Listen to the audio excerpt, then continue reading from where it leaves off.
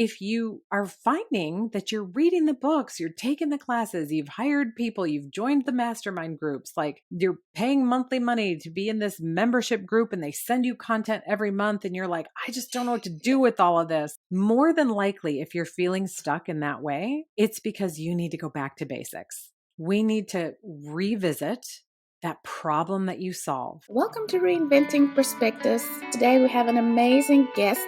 We have Ann Watson. Ann, please tell us, who are you and what's your mission? I am a business coach and I work with new coaches and communicators. So I live in Dallas, Texas, and my passion is helping women who want to either start a coaching business or who have a message they want to communicate out into the world, really get a solid handle on the problem they solve, who they're solving it for, and then creating a signature offer that gets it out into the world with a smashing success that they're positively in love with. Your tagline is think like a business so you can inspire like a boss. Tell us the meaning behind that. Really, in the time that I have been able to work with coaches and communicators, the one thing that most of them have in common is they didn't go to school for a business degree. Right? So the idea of business is new to them. Mostly they've come through something. They've had a difficult time with health or life or relationships or whatever it is. And they've come through this on the other side and they've got this message in their heart that they want to share with other people. They typically do that through coaching or communication. So if they're a writer, a speaker, a podcaster, or a coach. Well, it really started to occur to me that what could happen that would be so beneficial for these women is if they used a couple of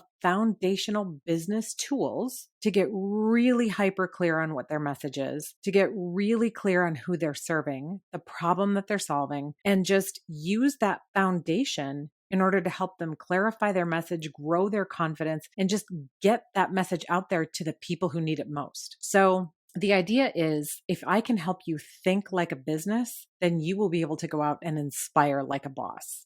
To our listeners who are brand new entrepreneurs, how do you develop your idea so that it turns into a profitable business and not just a hobby? Sure. And that's the thing, right? Like if you have a hobby that's kind of your job, I've heard somebody call it a jobby before, right? But most of the people that I work with, they don't think of themselves as entrepreneurs or business women. And that's kind of the mindset shift that I want to help them kind of tweak. But the way that you do this, that you take that message in your heart or that burning lesson that you've had to learn, that hardship you've walked through and recovered from, is first start with your story. Go back in time and think about what were the emotions that you were going through at the beginning. Then what was the catalytic event that really helped you begin to move past and heal through that? And then what is that one message that if you could take your ideal client and sort of shake them by the shoulders and just impart this one message that they would never forget, what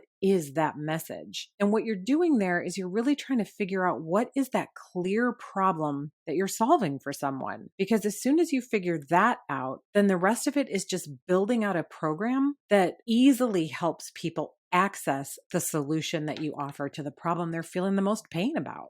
Does that make sense? This makes sense. And I love the way that you've just simplified it. Yeah.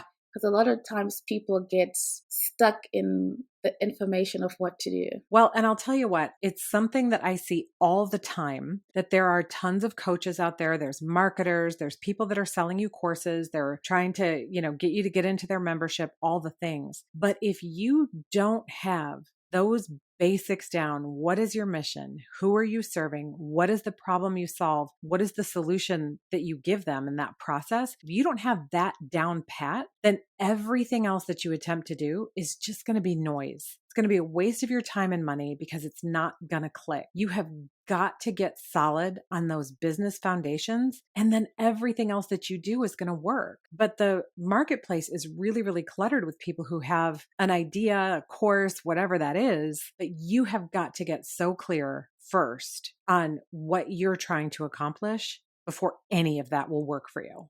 Now, I was on your Instagram and you recently had a very interesting story about niching down and the process of that. Yeah, absolutely. I'll tell you what, I think some people, some coaches that I have talked to make it seem like niching down is the easiest thing in the world. And it's not. It's so hard, especially for those of us who are coaches or people with a message. We are here to serve, right? And we know that there are so many people that can benefit from what we have learned and the solution or the process that we've come up with. And so we want to help everyone. But what I have found is niching down is actually one of the best ways for you to really clarify what you do, who you serve, the problem you solve. These are the main things, right? Say you've got three different types of people that you want to serve. My advice is let's pick one and focus on it for 3 to 6 months. So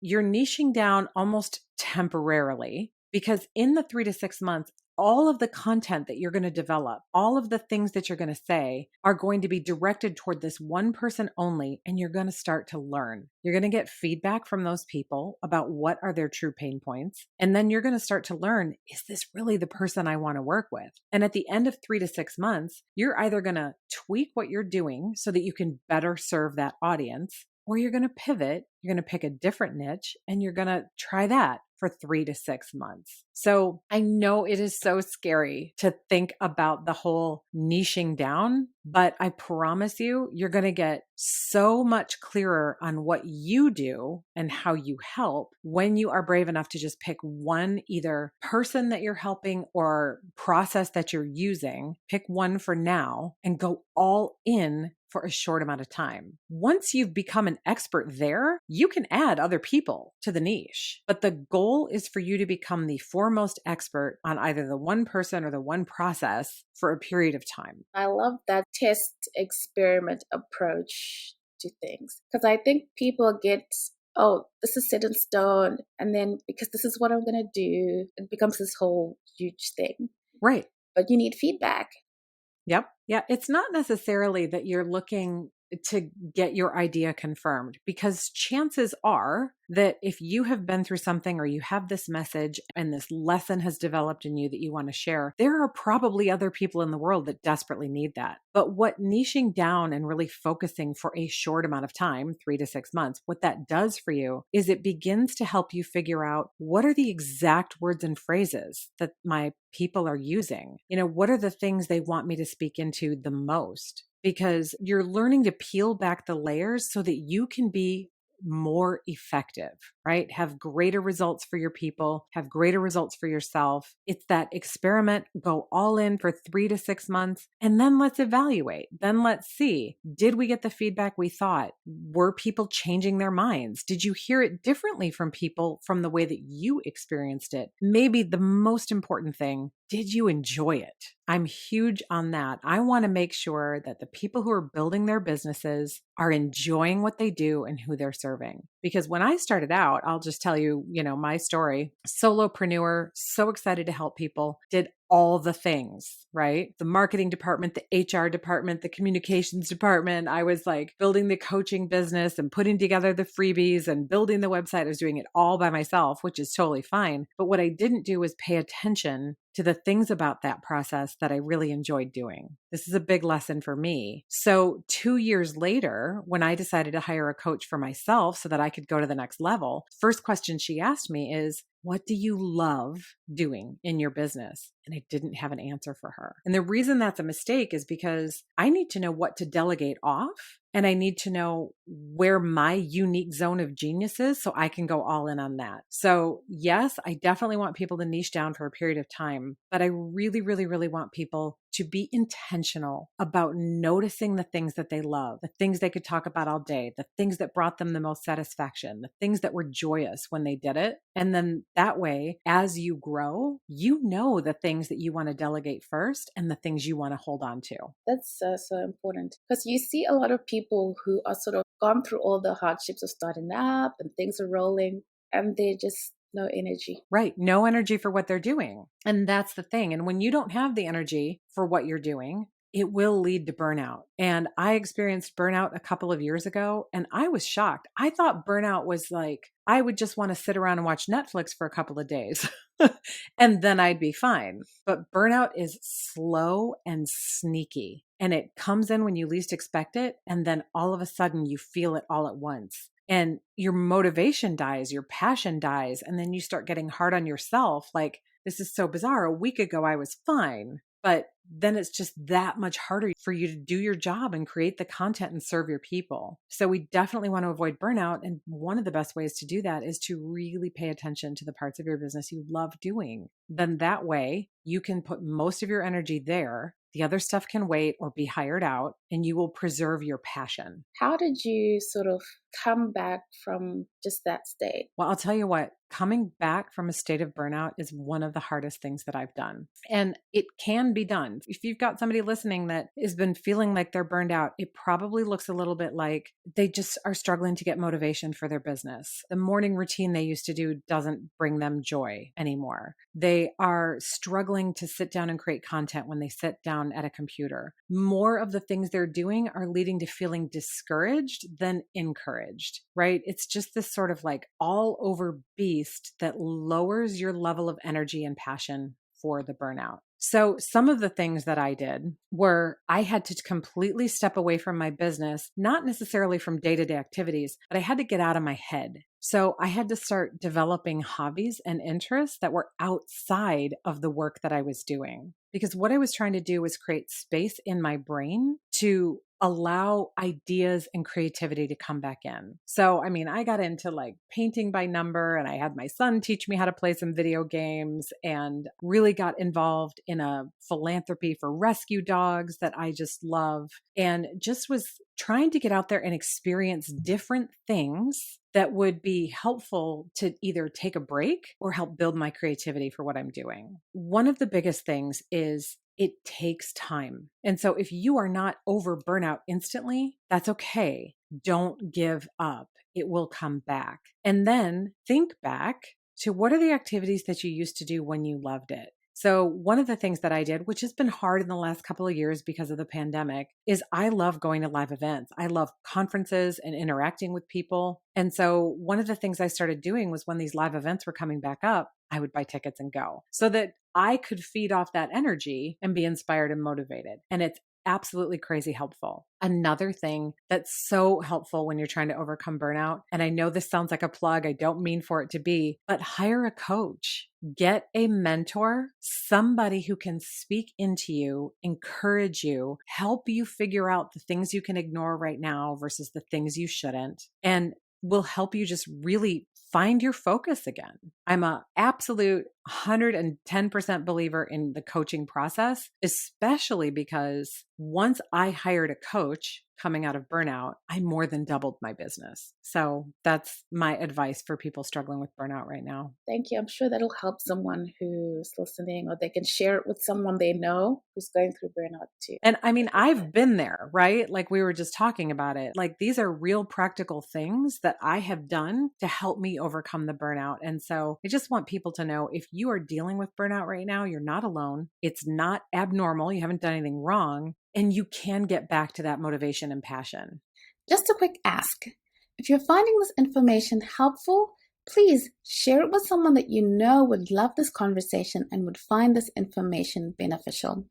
Thank you again for listening in, and let's jump back into our conversation. We've talked about the beginning stages and the importance of having that temporary niching down process. Now, how do you dial in on your ideal customer? Here's the thing on ideal customer. If you've been in the business or marketing world at all, then you hear it called the ideal customer, the ideal client, or even the ideal client avatar, your ICA. The first thing you need to do is really figure out what is that person struggling with, right? What is the big pain point that you have a solution for? So that's right there. That's the most obvious answer, right? So if you've got somebody who is struggling to find peace in their soul, then you already know you want people who are struggling to find peace. They're going through hard times. They can't find peace. So you want to help them. The next thing, though, that you need to figure out is what are the words and phrases that they are using when they talk about that pain. And so this is one of the reasons why I want people to niche down for 3 to 6 months and just really listen.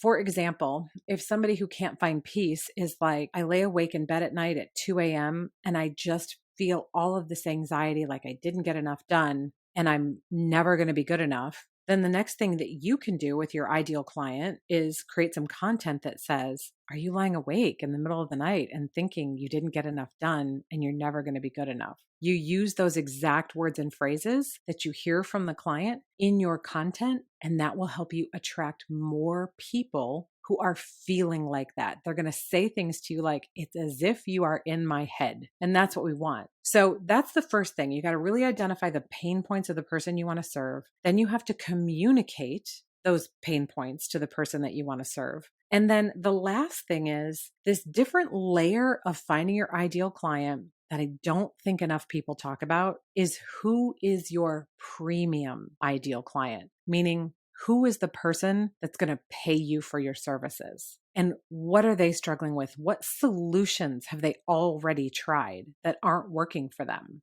Thinking about the socioeconomic status, thinking about the goals that you've set for yourself, like how much money do you as the business owner want to make, or how many people do you want to serve? Whatever those goals are, thinking about how can you get a premium type of ideal client into your process. Because as most business owners, you're going to get people that just kind of want to do the bare minimum with you. Of course, they expect the moon. They just want to do the bare minimum and you want to serve them, but that's not going to pay your bills. So we have to think about the pain point, how we communicate it, and then who is that premium ideal client so that we can really focus our efforts on the people who need us most, who are willing to do the work and who have the income to be able to pay us. That's how we will grow a successful business that truly serves and impacts the lives of others. Thank you for talking us through that process. That it becomes so simple and easy to understand and so actionable. What is the biggest mistake that you see most business owners make? Well, we talked about that a little bit, which is just not paying attention to the parts of the business that you really love doing. But I would say, kind of alongside of that, another mistake I see business owners making is getting overwhelmed with all of the ideas and thinking that they need all of the fancy things in order to build a truly successful business. You don't need all the fancy things. You don't need the marketing degrees. You don't need the whole marketing staff. You want some nice branding and you want to be clear on your messaging and you want a signature offer. After that, it's about talking to people and getting them to purchase your offer. You can do all the fancy, exciting things as you grow later when you hire a team. But in the beginning, I think it's important to protect your mental health and telling yourself you don't have to do all the things right now. You want the absolute fastest path to clients or success. And that is know that problem you solve and for who, create that signature offer, and then talk about it. That is all you need to do. Everything else would come with time, but I just don't want to see business owners get overwhelmed by all the things. There's tons of information out there and everybody wanting to sell you something. You don't need all the fancy things in order to have a successful business. Directing your energy to that quick win. I think it's so understated because if you keep getting discouraged and you keep getting, negative feedback, eventually you throw in the towel. Absolutely. And sometimes negative feedback looks like no feedback, right? Especially for women. When we put our heart and soul into a piece of content or a social media post or something, and we don't get a big response or reaction to it, then we don't just see that as discouragement. We see that as negative feedback. And it isn't. I promise it's not. It's just simply you need to be consistent about creating that content for the message that you have for the people that you serve. When you can do that over a period of time, the success will come. But you don't need to focus right away on building the website and building out your brand kit and building out your email list. And all those things are important and they will come. But when you're just starting out, you got to stop yourself from being overwhelmed and focus on the main thing. Now, when you talk about a signature offer, for someone who's starting out, they're like, well, I don't have a signature offer. Well, I don't know what my signature offer is. Or I think I can do multiple things. At what point should someone have a signature offer? When I say signature offer, really what I mean is the offer that you currently have that you are focused on, right? And you only need one offer in order to begin to build your business. So you don't need different levels of your offer. You don't necessarily need to have tripwires where you're having people upsell things. Like, you don't need all of that. We're talking about the basic idea of what is that problem you solve and the process around it. So, if you're a coach, it might be, what are the steps that you're going to take somebody through to get them from point A to point B? Those steps right there, that is your offer. That's the thing that you do that's unique to you, that nobody else does. And that's what you're selling. Although I do have to say, I feel like selling sounds like an icky word, right? Most people hate that word selling. And it's not even that you're selling, it's that you are serving the people that you help.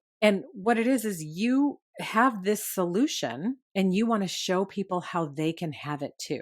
That process that you create is your signature offer. And it's just that easy. Now, I saw this on your, I don't know where I saw it. I don't know if it's your website, and it caught my eye. It was like, what do you do when you're taking the classes, you've hired the coach, and you still don't get it? Yeah, absolutely. And this is, again, we talked about this a smidge, where if you do not have the strong foundation in place, then the classes, the coaches, the membership models, the free downloads, the, online organizing platforms, none of that is going to work for you. And you're going to feel like you're really spinning your wheels. So if you are finding that you're reading the books, you're taking the classes, you've hired people, you've joined the mastermind groups, like you're paying monthly money to be in this membership group and they send you content every month and you're like, I just don't know what to do with all of this. More than likely, if you're feeling stuck in that way, it's because you need to go back to basics. We need to revisit that problem that you solve, how you articulate the problem that you solve, the person who's in the most need of that solution. What are they feeling? What are they struggling with? What do you wish they knew? And then we can build out how you help them that becomes your signature offer. And then we begin to communicate it to them. When you can do those things, you will find that the courses that you've taken and the memberships and all of those things, they start to make more sense because you are hyper clear on what you're trying to do. All these other things are tips to help you do it better. But if you're finding that they're not making you better, they're just confusing you, they're making you overwhelmed, we need to go back to basics. I promise you that is not a shame thing. That's not that you have done anything wrong. In fact, I think absolutely every entrepreneur or business person or communicator, coach, whatever it is, you need to schedule at least a day every single year. Some people do it every quarter, to revisit all of those things that you do and make sure you're still on target, that you're still talking to the same person, you're solving that same problem. You don't want to tweak anything. You may want to tweak something. You may have learned something about your client that's going to make your product or offering better. And again, just continuing to evolve, continuing to grow, you need to kind of do that self audit at least annually to make sure that you're still on target. So again, if you're feeling confused or overwhelmed by all the courses and the options and the things you got to do and the things you got to build and all that, and that's confusing, let's just come back to basics. Let's just come back to problem we solve, who we solve it for, how we communicate it. Especially since we're talking to an early entrepreneur audience. Issues of like charging what you're worth and sort of being aware of keeping your business afloat. I saw this on your Instagram and I loved it. It was a quote that says, know your worth and add tax. Especially women tend to undervalue the work that they do.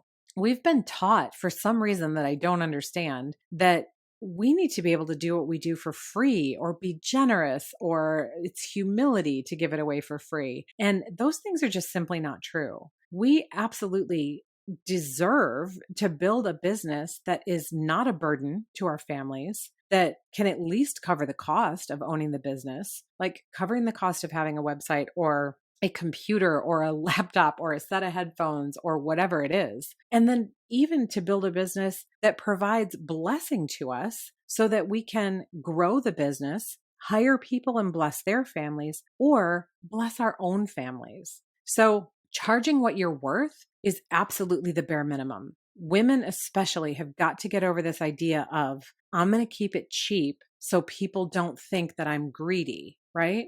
Not at all. You got to charge exactly what it's worth. What is your time worth to you? What is the value of all of the lessons that you have learned that you have now packaged neatly for somebody else to learn the lesson and skip all the mistakes you made, right? That's worth something. That means something. That matters. And so when I first started out, I was like $100 an hour as a coach. I just wanted to get some clients, which I did. And I love my clients. They're so great. But I tended to get people who were sort of kicking tires, right? They're like, oh, sure, I can afford $100. No big deal. Well, a couple of years in, I hired a coach and she was like, oh, honey, you've got to at least double your prices. And I was like, that sounds terrifying. But I did. I was afraid my business would go down. My business more than doubled.